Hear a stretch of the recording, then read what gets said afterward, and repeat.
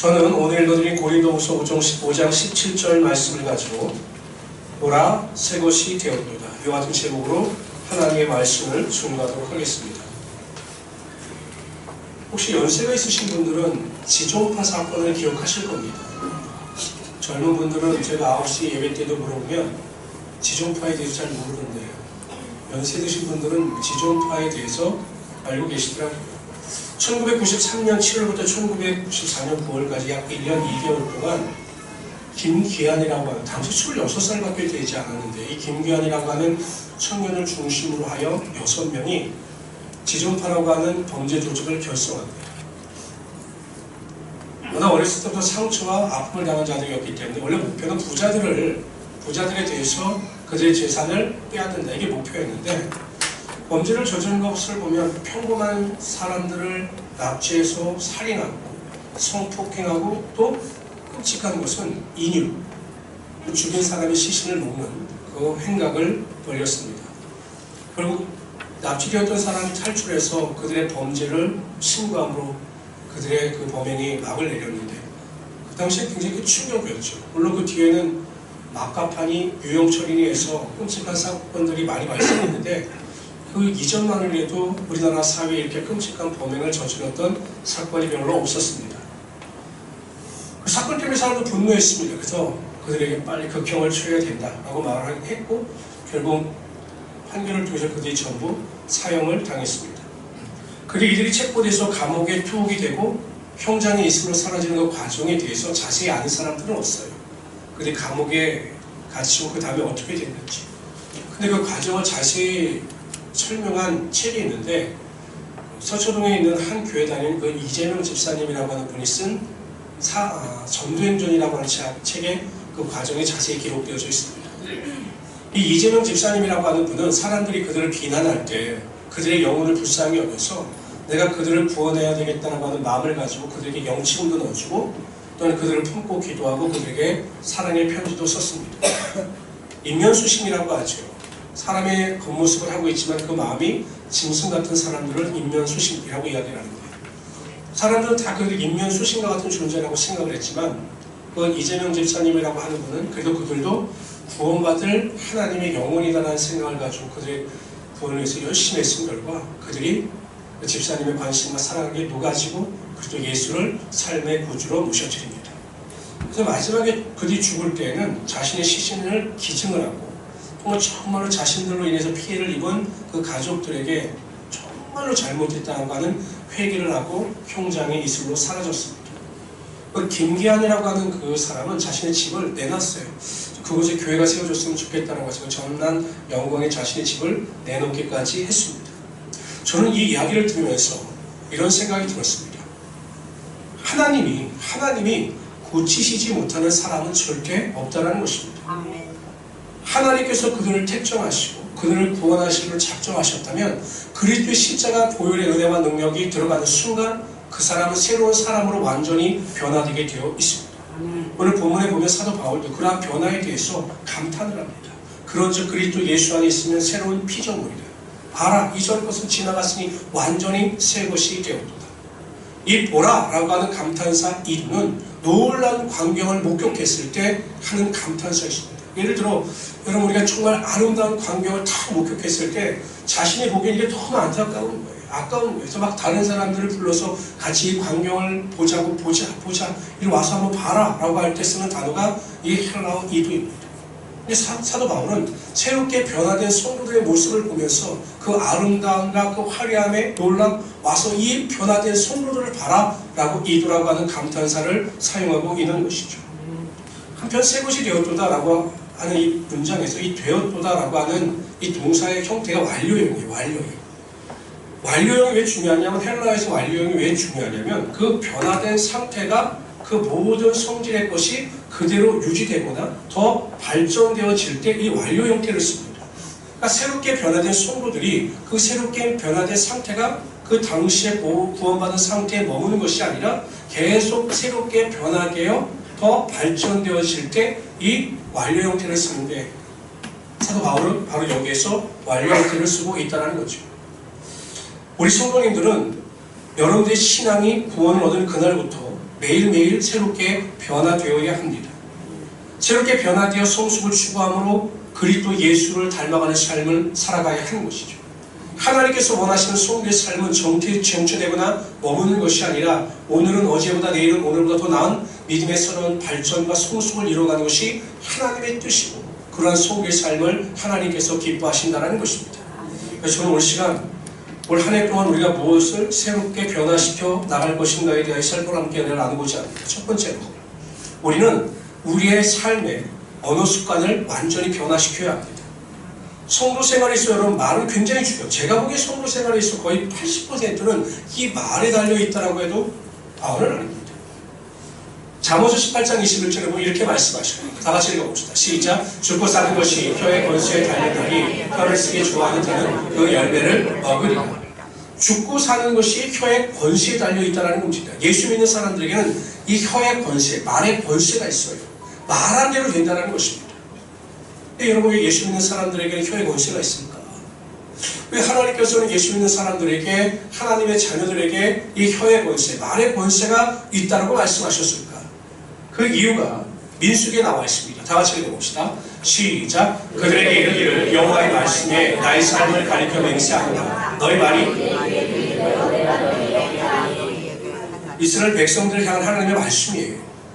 하나님께서 이스라엘 백성들에게 뭐라고 말씀하셨냐면 너희 말이 내 귀에 들린 대로 내가 그대로 행할 것이다 라고 말씀하신 거죠. 지금 이스라엘 백성들은 출애굽하여 광야 생활을 하고 있습니다. 광야에서 그들은 원망과 불평이 끊이지 않았습니다. 하나님께서는 그들을 기억하신 거죠. 그리고 그들에게 경고하신 겁니다. 너희들 말을 조심해야 된다. 나는 너희가 내게 말한 대로 그대로 행할 것이다. 이렇게 경고하신 거예요. 근데 여러분 이스라엘 백성들을 돌이키지 않아요. 원망과 불평이 끊이지 않습니다. 매일 그들의 입술에서 나오는 말은 죽겠다라는 말이었습니다. 더워서 죽겠다, 목이 말라 죽겠다, 이 죽겠다라고 하는 말이 끊이지 않았습니다. 하나님께서는 그들이 말한 그대로 하나님께서 들으신 그대로 그들을 전부 광야에서 멸망케 하신 거죠. 그래서 여러분 예수 믿는 성도들은 어떠한 말을 하느냐가 굉장히 중요합니다. 우리가 은밀한 중에 하는 말조차도 하나님께서는 다 들으셔요. 아무도 없는 은밀한 중에서 나 혼자 독백처럼 말하는 그 고백도 하나님께서는 다 들으시고 여러분들이 말한 대로 여러분의 삶에 그대로 나타나게 하여 주신 것입니다. 이스라엘 백성들이 블레셋과의 싸움에 직면했을 때 그 골리앗이라고 하는 블레셋 장군이 있었습니다. 키가 3m니까요. 어마어마한 장수죠. 거기다 싸움만 나온 100점 100승을 하는 용사였습니다. 사울 왕과 이스라엘 백성들은 그 골리앗과 싸워서 이길 수 있는 사람이 이스라엘 내에는 존재하지 않는다 이렇게 생각을 했습니다. 근데 어린 다윗이 그 골리앗을 보더니 할례 받지 못한 그가 하나님을 모욕하는 그 언행을 보면서 마음에 분기가 들었습니다. 전쟁에 나가죠. 그런데 이 다윗은 그 골리앗과의 싸움에 앞서서 믿음의 선포를 합니다. 어찌 보면 다윗은 자신의 고백과 선포를 들으시는 하나님의 능력을 믿었던 것으로 보여요. 그래서 이 골리앗과 막 싸움을 하기 전에 먼저 다윗은 하나님 앞에 선포를 합니다. 이렇게 선포합니다. 다 같이 읽어봅시다. 시작. 다윗이 블레셋 사람에게 이르되 너는 칼과 창과 단처럼 내게 나아오리와 나는 내가 모욕하는 이스라엘 군대의 하나님의 이름으로 내게 나아가노라. 그 다음이 굉장히 중요합니다. 다 같이 읽어봅시다. 시작. 오늘 여호와께서 시체를 오늘 공중의 새와 땅에 들으신 스님이 주어 온 땅으로 이스라엘의 하나님이 계신 하겠고 또 여호와의 구원하심이 칼과 창이 있지 아니함을 이 우리에게 알게 하리라. 전쟁은 여호와께 속한 것인지 그가 그럼 다윗이 무엇이라고 선포합니까? 두 가지 중요한 고백을 합니다. 오늘 여호와께서 너를 내 손에 붙이실 것이다 라고 말씀하시죠. 두 번째는 너희를 우리 손에 넘기실 것이다 라고 선포합니다. 아무 일도 일어나지 않았습니다. 전쟁의 결과는 일어나지 않았습니다. 싸움도 발생하지 않았습니다. 그런데 다윗은 먼저 선포합니다. 입술로 고백합니다. 시인합니다. 하나님께서 너를 내 손에 붙이실 것이고 하나님께서 너희 민족을 우리 민족에게 붙이실 것이다.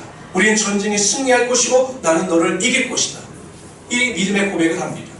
하나님께서 이 다윗의 고백을 들으셨습니다. 그리고 그가 말한 대로 고백한 대로 다윗이 골리앗을 물리치는 하나님의 승리가 그의 삶에 나타나게 하여 주신 것입니다. 아멘. 여러분들이 어떠한 말을 하든 하나님은 그 말을 들으시고 그 말한 대로 그대로 행하시는 하나님이심을 기억하시기를 바랍니다. 아멘. 축복의 말을 하면 축복이 많은 것이고 저주의 말을 하면 저주가 많은 것입니다. 불평의 말을 하면 불평의 결과가 나타나는 것이고 긍정의 말을 하면 긍정의 결과가 반드시 나타나게 되는 것입니다. 아멘. 그렇다면 우리가 어떠한 말을 할까? 저는 두 가지를 강조합니다. 첫째, 비난과 정죄가 아니라 칭찬하고 격려하는 말을 해야 합니다. 부부간에, 성도간에, 부부와 자녀간에 절대 비난과 정죄의 말을 하지 말고 칭찬과 격려의 말을 해야 한다는 것입니다. 뛰어난 지휘자와 뛰어난 바이올리니스트가 결혼을 했어요. 여러분, 보통 저는 제가 알기로는 잘 음악은 모르지만 이 지휘를 할 때 윤수형제 만나 좀 말해주세요. 다음에 가서 조심해야 되니까. 지휘를 할 때 수석, 보통 이 사람은 바이올리니스트가 하죠. 악장 같은 경우에요. 네, 맞네요. 그래서 이렇게 결혼을 해서 사람들은 금상첨화라고 생각을 했습니다. 생각해봐요. 최고의 지휘자와 최고의 바이올리니스트가 만났으니 가장 아름답고 또 가장 적합한 부부가 만나는 것 아니겠습니까? 근데 문제는 무엇이냐면 결혼하고 나서 이 지휘라는 지휘자가 아내가 연주를 할 때마다 지적을 하는 겁니다. 왜 거기에서 그렇게 연주를 했느냐? 왜 음이 불안하냐? 왜 거기서 그렇게 하느냐? 계속 지적을 하는 겁니다. 처음에는 아내도 그것을 감사함으로 받아들였는데 계속 지적을 하니까 남의 상처를 받고 그 말이 듣기 싫은 거죠. 그래서 결국 이 부부관계가 악화가 되고 결론적으로는 이혼을 하게 됩니다. 그러면서 이 여인은 바이올린 연주하는 것을 포기했어요. 절대 바이올린을 손에 들지도 않았습니다. 그러다 직장생활을 하다가 평범한 직장인을 만나게 됩니다. 그 남자는 그 여인의 과거가 전혀 문제가 되지 않았어요. 사랑했기 때문에. 그래서 그 여인을 아내로 맞아들입니다. 그리고 결혼하고 나서 깜짝 놀라요. 자신의 아내가 예전에 바이올리니스트였다는 말에 깜짝 놀랍니다. 그래서 부탁을 하죠. 제발 나를 위해서 한 번만 바이올린을 연주해달라. 아내는 하기 싫었습니다. 워낙 상처가 깊었기 때문에. 그래도 남편의 간곡한 부탁에 의하여 이 아내가 바이올린을 꺼내서 연주를 하기 시작합니다. 그 남편의 마음이 어땠을까요? 여러분, 문의하게 봤을 때 그 아내의 바이올린 연주가 최고였죠. 남편은 감동을 받아요. 정말 감동을 받습니다. 그리고 그 아내가 정말로 더 사랑스러워 보였던 거죠. 그래서 막 박수를 치고 난리가 났습니다. 나는 최고의 연주를 들었다라고 막 극찬을 합니다. 그리고 남편이 아내에게 요청할 때마다 그 아내는 연주를 했고 마침내 자신감을 회복함으로 예전의 명성을 되찾게 되었다고 합니다. 사람을 변화시키는 것은 비난과 정죄가 아니에요. 진정으로 그 사람을 변화시켜 그 사람을 높일 수 있는 방법은 그 사람의 장점을 발견하여 그 사람을 칭찬하고 격려하는 것입니다. 다른 사람을 향한 비난과 정죄는 비난을 당하는 사람뿐만 아니라 비난을 하는 사람에게도 영향을 미칩니다. 결코 유익이 없는 겁니다. 다른 사람, 예를 들어 혹은 남편이나 아내를 비난하고 정죄하면 내가 높아질 것 같죠? 절대 그렇지 않습니다. 오히려 비난과 정죄는 서로 간의 상처와 아픔을 주므로 모든 사람의 관계를 다 악화시키는 거예요. 여러분, 사람이 산에 올라서 크게 소리를 치잖아요. 그러니까 산에 올라서도 가끔 산에 올라가 보면 야호 하고 외칩니다. 그럼 메아리가 뭐라고 들릴까요? 야호. 어렵지 않아요? 잘 생각해 보세요. 야호 하면 야호로 들려요. 그럼 크게 바보 하면 뭐로 들릴까요? 천재하면 뭐 들릴까요? 이와 똑같은 겁니다. 다른 사람을 비난하고 정죄하면 자신에게 비난과 정죄가 돌아옵니다. 그러나 다른 사람을 칭찬하고 격려하면 칭찬과 격려가 자신에게 돌아오는 것이죠. 칭찬과 격려는 상대방도 살리고 하나님의 높여주심을 체험하는 가장 지혜로운 방법입니다. 우리는 누군가를 칭찬하면 내가 낮아진다고 생각해요. 다른 사람을 인정하고 다른 사람을 높이면 내가 낮아진다고 생각을 합니다. 아니에요. 하나님의 법칙은 칭찬과 격려를 아끼지 않는 자를 높여주시고 하늘의 별과 같이 빛나게 하여 주신 것입니다. 근데 문제는 무엇이냐? 인간은 구원을 받아 하나님의 자녀가 되었지만 여전히 그 육신의 한계를 잊고 있기 때문에 선한 일을 하기보다는 악한 것을 할 때 더 익숙하다는 거죠. 여러분, 악한 것은요 별로 어렵지 않아요. 그냥 자연스럽게 악한 행동이 나오고 악한 말이 나옵니다. 그런데 선한 행동이나 선한 말은 나오지 않아요. 그럼 여러분에게 여쭤볼게요. 한번 대답해 보세요. 여러분들 중에서 아내나 남편에게 칭찬과 격려의 말을 아끼지 않고 매일 하시는 분 한번 손들어 보십시오. 한 팀은 있을 줄 알았는데. 한 팀은. 우리 집사님이. 우리 저기 장윤정 사모님의 어머님은 칭찬을 아끼지 않는다고 하시고 남편이 그걸 인정합니다. 여러분들 교회 오래 다녔는데 뭐 하셨습니까? 쉽지 않아요. 아내와 남편을 칭찬하는 건 쉽지 않습니다. 그런데 노력을 해야 되는 거죠. 여러분 정말 아내를 칭찬할 것이 없으면 그렇게라도 칭찬하십시오. 여보, 아이들이 당신 닮아서 정말 예쁜 것 같다. 당신이 정말 아이들 교육을 잘 시켰어. 당신이 아이들을 사랑으로 기도해 주니까 우리 아이들이 이렇게 아름답게 자란 것 같아. 당신이 있어서 내가 이렇게 사회생활도 직장생활도 편안하게 하는 것 같아. 당신이 나를 배려해 줘서 내가 이렇게 건강한 것 같아. 이렇게 아내를 칭찬하시길 바랍니다. 아내도 남편들을 향해서 여보, 당신이 성실하게 열심히 가정을 위해서 일해주니까 우리 가정이 이렇게 아름답게 빛나는 것 같아. 당신이 나를 위해서 가정을 위해서 열심히 일해주는 것에 대해서 정말 고마워. 당신을 만나지 않았으면 내가 어떻게 됐을까? 어휴, 저도 하면서 힘드네요. 이런 칭찬을 많이 해주십니다. 저도 칭찬을 잘 못하는 것 같아요. 우리 집사람에게 왜 나 같은 사람 만나면 하루에 10,000번씩 감사하라고 맨날 이러는데 이런 경험하는 거 정말 칭찬하려고 작정하면 정말 칭찬과 격려해 줄 것이 정말 많아요. 자녀들도 마찬가지예요. 제가 이렇게 자녀들을 만나보면요, 아이들을 만나보면 자존감이 높은 애들이 있어요. 그러니까 부모가 어떠한 직업을 가졌든 어떠한 삶을 살든 뭐 좋은 집에 이거 상관없어요. 어떤 아이들이 자존감이 높으냐를 보면 부모의 칭찬과 격려를 먹고 자란 아이들이 자존감과 자신감과 문제 해결의 능력이 높다는 거죠. 자녀들을 향해서 네가 할 수 있는 게 뭐냐. 옛날 어른들은 왜 그렇게 이상한 욕들을 많이 하셨는지 몰라요. 이 빌어먹을 놈, 이 벼락을 맞아 죽은 놈, 이런 말씀하셨는지. 이게 저주죠. 항상 자녀들에게도 칭찬과 격려를 아끼지 않기를 바랍니다. 아빠가 보기에 너는 하나님이 지키고 계시기 때문에 정말 부모의 기도가 있기 때문에 잘 될 거예요. 내가 노력하면 하나님의 축복이 너의 삶에 임할 거예요. 이렇게 칭찬과 격려를 아끼지 않는 하나님의 귀한 성도의 계시를 주님으로 축원합니다. 두 번째, 성도들은 원망과 불평의 말이 아니라 감사의 말을 해야 합니다. 다 같이 읽어봅시다. 시작. 누추함과 어리석은 말이나 희롱의 말이 마땅하지 아니하니. 저는 목회를 하면서 하나님께 감사하는 자에게 하나님께서 더 많은 것을 채워주시고 원망과 불평으로 인생을 허비하는 자에게 하나님의 축복이 임하지 않는 것을 많이 목격했습니다. 저희 지방에서 이제 교회 연합하는 지방에서는 어려운 교회들을 이렇게 도와드려요. 근데 물론 그 액수가 많지는 않습니다. 근데 여러분 생각해 보세요. 이렇게 목사님들이 모여서 자신들이 회비를 내어서 자신들이 친목을 위하여 회비를 걷는데 그 돈을 가지고 어려운 교회를 도와줄 의무는 없거든요. 아니, 목사님들이 이제 마음에 감동하니까 자신들이 버는 회비 중에서 어려운 교회를 돕자라고 해서 그 교회를 돕는 거죠. 그 교회를 도울 의무는 없어요. 그럼 여러분 도움을 받는 입장에서 보면 그 도움을 주는 자체가 감사한 일 아니겠습니까?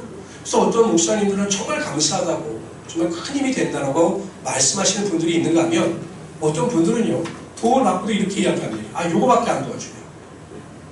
좀 돈이 있으면 좀 더 도와주지. 이게 뭐냐고 이렇게 원망하고 불평하는 분들이 있어요. 근데 여러분 딱 보면 감사하지 못하는 목사님의 교회는 항상 그 수준에서 벗어나지 못하더라고요. 받는 것에 익숙하고 감사하지 못하는 성도의 삶에, 그 목회자의 삶에는 하나님의 축복이 절대 임하지 않습니다. 여쭤봅시다. 여러분들 하나님께서 여러분들을 구원하실 의무가 있으십니까? 여러분들 왜 구원하셨다고 생각하십니까? 또 이렇게 여쭤봅시다. 하나님께서 여러분들의 기도에 응답하실 또한 여러분의 문제를 해결해 주실 의무가 있으십니까? 없어요. 여러분들을 구원해 주셔야 될 의무도 없고 여러분들의 기도 가운데 응답하실 의무도 하나님께 없으셔요. 근데 왜 하나님께서 여러분들을 구원하여 주시고 여러분의 기도 가운데 응답하여 주시느냐? 여러분들을 사랑하시기 때문에 구원하여 주셨고 하나님의 자녀 삼아 주셨기 때문에 여러분의 기도 가운데 응답하여 주시는 것입니다. 하나님은 의무를 행하시는 분이 아니라 하나님은 은혜를 행하시는 분이시는 거죠. 그럼 여러분 감사해야 되는 것 아니겠어요? 우리가 아무리 기도하다니까 나는 네 기도에 응답할 의무가 없어, 나는 네 기도에 응답하지 않을 거야 라고 해도 우리 하나님께 대하여 이의를 제기하거나 불만을 표시할 아무 자격이 없는 자들입니다. 그런데 하나님께서 하늘의 문을 여시고 우리의 삶에 하나님의 은혜와 능력으로 모든 것을 채워주시기 때문에 감사하는 자에게 하나님께서 더 큰 축복과 은혜와 능력으로 함께하여 주신 것입니다. 10명의 나병 환자들이 고침을 받지요. 예수님께서 너희 몸을 제사장에 가서 보이라 라고 할 때 그들이 제사장에 가는 순간 나병을 고침받습니다. 그 중에 9명은 다 떠나가고 한 명만, 사마리아 사람 한 명만 와서 예수님의 무릎 앞에 감사를 표현했을 때 예수님께서 치료함을 받은 자들은 10명이 아니냐. 근데 왜 9은 다 어디 가고 한 명만 왔느냐라고 말씀하신 다음에 내 믿음이 너를 구원하였다라고 말씀하시면서 그에게 구원의 축복도 허락하여 주신 겁니다. 항상 모든 일에 하나님께 감사하는 자에게는 하나님께서 갑절의 축복의 능력이 임하게 하여 주신 것입니다. 2019년 한 해 동안 여러분 절대 원망하고 불평하지 마십시오. 원망하고 불평한다고 해서 변화되는 것은 하나도 없습니다. 오히려 삶이 더 힘들어지고 관계만 악화될 뿐입니다. 여러분 병이 들어도, 내 직장에서 고난과 환난이 다가와도, 내 사업이 힘들어도, 가정이 어렵다 해도 항상 감사하기로 작정하시고 감사의 말을 선포하시며 하나님의 놀라운 은혜와 능력을 맛보며 살아가시는 하나님의 귀한 성도이 되시기를 주님으로 축원합니다. 그 두 번째로요, 우리는 우리의 믿음의 습관을 새롭게 변화시켜야 합니다. 예수 그리스도를 인격적으로 만나고 삶의 큰 은혜와 능력을 체험한 사람들은 그 믿음의 습관이 새롭게 변화되게 되어 있습니다. 예수님께서 최후의 만찬을 마치신 다음에 베드로와 야고보와 요한을 데리고 겟세마네 동산에 기도하러 오르셨어요. 예수님께서 평상시에 그런 적이 한 번도 없으셨는데 제자들에게 이렇게 부탁을 하셔요. 얘들아, 내가 심히 죽게 되어 고민을 하고 있으니 나를 위해서 기도해달라. 예수님이 이제 십자가 고난의 잔을 드셔야 합니다. 육신을 입고 계셨기 때문에 그 고통이 얼마나 중요한지 아셨어요. 그래서 부탁하는 거죠. 나를 위해서 기도해달라. 근데 여러분 베드로와 야고보와 요한은 그냥 좁니다. 예수님께서 와서 좀 깨워서 좀 기도 좀 해달라. 몇 번 부탁을 해도요, 계속 자요. 나중에 예수님께 와서 이제 자라 이렇게 말씀하시지 않습니까? 그런데 이 베드로와 요한이 완전히 변화가 됩니다. 오순절날 마가의 다락방에 약속하신 성령의 불, 성령의 능력이 임하게 되자 이들에게 믿음의 습관, 기도하는 습관이 생기게 돼요. 그 전에는 기도에 대한 관심이 전혀 없이 졸던 사람이 오순절날 마가의 다락방에만 성령의 불이 임하게 되자 그들은 기도의 사람으로 변하게 됩니다. 사도행전 3장 1절에 보면 제9시 기도 시간에 베드로와 요한이 성전에 올라갈 때 이렇게 기록하고 있습니다. 보통 유대인들은 하루에 3번씩 기도했어요. 우리나라 시간으로 따지면 오전 9시, 정오 12시, 오후 3시 이렇게 3번씩 기도했는데 이 베드로와 요한도 그 정해진 시간에 하나님의 성전에 올라가 기도하는 믿음의 습관이 나타나게 되는 것이죠. 보세요 여러분, 기도의 습관이 쌓이게 되고 기도하는 사람으로 변하게 되자 그리스도 예수 안에서 자신에게 주어진 사명을 온전히 감당하고 십자가의 거꾸로 매달려 순교하는 하나님의 영광을 드러내지 않습니까? 우리 성도님들은 올 한 해 동안 무엇보다도 기도하는 습관 가운데 하나님의 놀라운 능력을 맛보며 살아가시기 바랍니다. 성도들에게 이렇게 물어봐요. 왜 기도하십니까? 왜 기도하세요? 왜 이렇게 간절히 기도하세요? 라고 물어보면 10명 중에 8분은 이렇게 대답합니다. 목사님, 제게는 응답받아야 되는 기도의 제목이 있기 때문에 제가 열심과 최선을 다하여 기도합니다 라고 말합니다. 물론 여러분 문제나 어려움이 있을 때 기도해야 되는 건 당연하죠. 그런데 우리가 더 기도해야 되는 이유가 있습니다. 예를 들면 이런 거죠. 여러분 우리가 살아갈 수 있는 것은 이 호흡을 하기 때문에 그래요. 호흡. 우리가 막 호흡을 하면 숨을 들이마시면 우리 안에 새로운 산소가 공급되죠. 이 새로운 산소가 혈액을 통해서 세포에 전달되어지게 되면 이 세포에서 산소를 가지고 새로운 에너지를 만들어내는 겁니다. 계속 에너지를 만들어내서 오래된 세포는 죽고 또 새 세포가 계속 생성되어지는 거죠. 그러니까 여러분 우리가 호흡을 하지 않으면 에너지가 생성되지 않기 때문에 사람은 죽게 되는 겁니다. 마찬가지예요. 왜 우리가 기도를 해야 하는가에 대한 대답은 우리가 이 세상을 살아갈 때 믿음 안에서 살아가기 위해서 기도하는 것입니다. 성경에 보면 육신에게 져서 육신에게 종노릇하지 말라 이렇게 말씀하고 있어요. 육신에게 진다는 게 무엇입니까? 영적으로 죽는 거예요. 영적으로 좋은 사람들은 어떤 사람들이냐? 기도하지 않는 사람들입니다. 우리가 산소를 공급받아서 세포 내에서 계속 에너지를 발생하여 우리의 몸이 새롭게 변화되어야 하는데 호흡이 공급되어지지 않으면 육신이 죽는 것처럼 하나님과 영적인 호흡을 통해서 매일 하나님의 새로운 은혜를 체험해야 되는데 그 새로운 은혜를 체험하지 않으니까 우리가 육신에게 져서 육신에게 종노릇하면서 살아가게 되는 것이 그 우리의 잘못된 신앙의 모습이라는 것입니다. 기도하지 않는 사람은 항상 내 생각과 내 의지대로 살아요. 내 만족과 내 쾌락을 쫓아 삽니다. 말을 하든 생각을 하든 행동을 하든 항상 인생의 주인은 나예요. 종의 마음이 아니기 때문에. 그래서 항상 기도로 나를 변화시키고 기도를 통해서 하나님의 은혜를 공급받음으로 하나님의 은혜 가운데 승리하며 살아가시는 귀한 성도들이 되시기를 주님으로 축원합니다. 우리가 말씀하듯 여러분 하루 20분 이상씩만 제발 좀 하세요. 기도. 몇 분이요? 20분. 정말 제가 보기엔 20분 이상만 매일 하면 매일 정말 정해진 시간에 20분 이상만 하나님께 집중하여 기도하면 여러분의 영혼이 살아나고 하나님의 은혜가 임하는 것을 반드시 체험하게 될 것입니다. 입술이 변하게 되고 생각이 변하게 되고 신령이 변화되는 하나님의 역사가 반드시 나타나게 될 것입니다. 두 번째, 모여서 예배하는 믿음의 습관을 소유하시길 바랍니다. 히브리서 10장 22절에 보면 모이기를 피하는 어떤 사람들의 습관과 같이 하지 말고 오직 권하여 그날이 가까움을 볼수록 더욱 그리하자. 그러니까 히브리서 기자는 알았던 거예요. 마지막 때가 되면 사람들이 모이기를 싫어한다는 거죠. 지금 여러분 그런 현상이 나타나고 있지 않습니까? 우리나라 주 5일제가 된 지가 몇 년 되나요? 한 7, 8년 되나요? 예전에는 주 5일제가 아니라 주 6일제였죠. 6일을 근무하고 출근하고 주일 하루가 쉬었습니다. 근데 그 주 6일제에는요, 모든 교회들이 금요기도회를 철야기도라고 했어요. 철야기도회.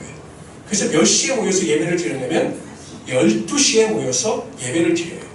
10시 반이나. 그리고 다음날 새벽 4시까지 예배와 기도를 계속했습니다. 그러면 다음날 4시에 끝나면 차가 없잖아요. 그럼 교회에서 자고 6시에 직장으로 출근을 했어요.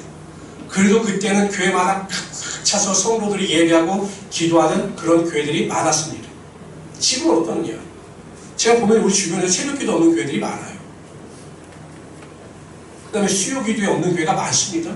금요기도에 없는 교회들이 많아요. 예배가 점점 사라지고 교회 안에서 예배의 권능과 능력이 다 사라지는 거죠. 그런데 여러분 히브리서 기자는 알았던 거예요. 마지막 때가 되면 성도들뿐만 아니라 모든 사람들이 신령한 모임을 폐한다라는 것을 알았던 거죠. 그리고 그 현상대로 지금 교회가 그렇게 되어가고 있는 것입니다. 그러나 우리 교회 성도님들은 절대 예배를 경홀히 여기는 자들이 아니라 예배를 귀히 여기셔서 올 한 해 동안 모이기에 힘쓰고 예배를 통해서 신령과 진정으로 예배하는 아름다운 예배자의 모습을 가지고 살아가시는 우리 귀한 성도들이 되시기를 주님으로 축원합니다. 예배를 통해서 여러분들이 하나님의 마음을 감동시킬 수만 있다면, 예배를 존귀히 여겨서 그 존귀한 예배를 통해서 하나님의 마음을 움직일 수만 있다면 반드시 하나님께서 여러분의 삶을 책임져 주시고 여러분의 삶에 하나님의 인도하심이 나타나게 하여 주실 것입니다. 바빠서 돈을 벌기 위해서 열심히 없어서 예배를 경홀히 여기는 자들에게 어떠한 하나님의 은혜와 능력이 임하겠습니까? 저는 그 말이 가장 충격적입니다. 사무엘상에 보면 엘리 제사장의 아들인 홈리와 비느하스가 하나님의 제사를 경홀히 여겨요. 하나님의 제물을 자신들 마음대로 막 갖다가 먹고 취합니다. 나중에 하나님께서 뭐라고 말씀하시냐면 이렇게 말씀하십니다. 내가 나를 경홀히 여긴 자를 내가 경멸하고 나를 존귀히 여기는 자를 내가 그를 존중히 여길 것이다. 하나님의 예배를 경멸하는 자를 하나님께서는 경멸하시고 하나님의 예배를 존귀히 여기는 자를 하나님께서는 반드시 존귀히 여기시고 그 예배 가운데 하늘의 신령한 복과 땅의 기름진 복을 채워 주시는 것입니다. 올 한 1년 동안 여러분 그 예배하는 믿음의 습관을 통해서 어찌하든지 모이기에 힘쓰고 하나님께 영광과 찬양과 존귀를 돌리시는 하나님의 귀한 성도들이 되시기를 주님으로 축원합니다. 요즘 우리가 많이 듣는 단어 중에 하나가 혁신이에요. 이노베이션. 기업이든 국가든 변하지 않으면 생존할 수 없다는 거죠. 우리나라 경제도 보니까 삼성 같은 경우 반도체, 또 뭐 현대, 하이닉스도 반도체가 먹여 살린다 했는데 그 경기가 하강돼서 한국 경제가 위태롭다. 그래서 뭐 대통령도 창조 경제를 이야기하죠. 변하지 않으면, 개혁이 없으면 생존할 수가 없다는 거예요. 여러분 혹시 노키아라고 하는 휴대전화 회사를 아시나요? 예전에 휴대전화, 우리 갖고 다니는 이 모바일이 처음에 나왔을 때 이 노키아라고 하는 회사가 세계 휴대폰 시장을 거의 다 점령했어요.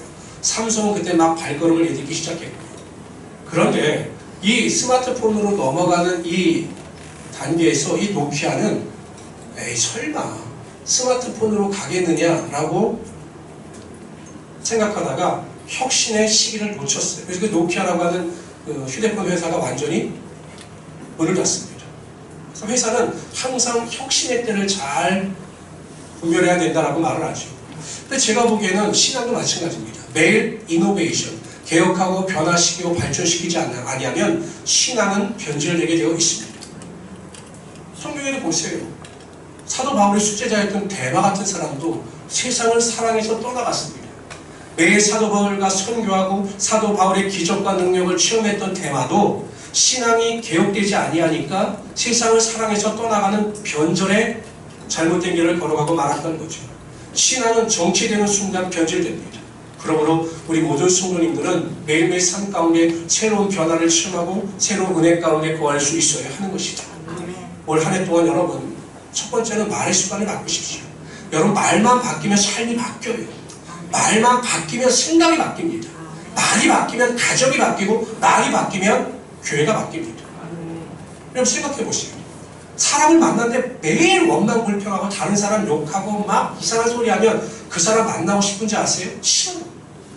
만나면 긍정적인 말을 하고 소망적인 말을 하고 막 칭찬의 말을 하는 사람을 만나면 만나고 싶은 마음이 더 듭니다. 하나님도 마찬가지신 거예요. 원망과 불평과 짜증의 말을 하는 사람의 그 말에는 귀를 기울이지 않으셔요. 항상 긍정과 칭찬과 소망과 감사의 말을 하는 사람과 함께 하시길 원하시고 그들의 마을 가운데 귀를 기울이시는 거죠. 두 가지를 변화시키십시오.